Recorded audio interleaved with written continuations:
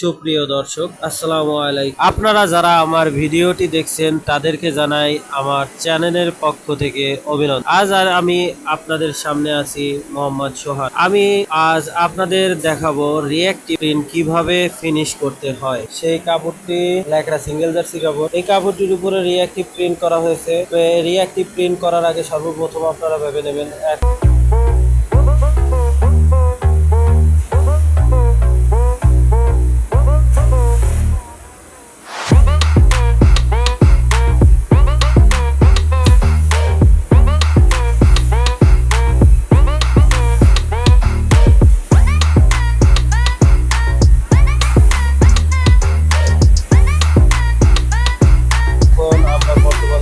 Shade approval shade approval ফাইলের সাথে যে শেডটা থাকে সেই শেডটা দিয়ে অ্যাকচুয়াল আমার কাপড়ে যে শেডটা আছে সেই শেডটা ভালো করে শেড মেলাতে হবে।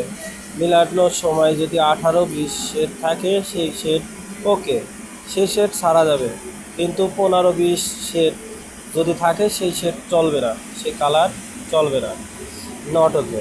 বায়ার 18-20 শেড রিঅ্যাক্টিভের ক্ষেত্রে নিবে, তাছাড়া বাদবাকি শেড নিবে না।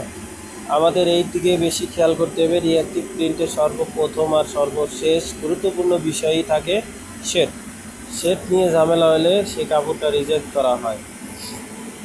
রিঅ্যাক্টিভের স্ট্যান্ডার্ডে যখন প্রসেস করা হয়, সফটনার করা হয়, তখন ভালোভাবে খেয়াল করতে হবে যে কালারটা ব্লিড না করে কিংবা কালারটি ফ্লাশিং না করে।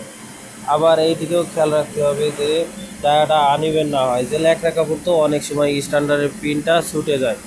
আমাদের স্ট্যান্ডার্ডের কোয়ালিটির এই দিকে বেশি খেয়াল করতে হবে যে যেন ডায়াটা আনইভেন না হয়।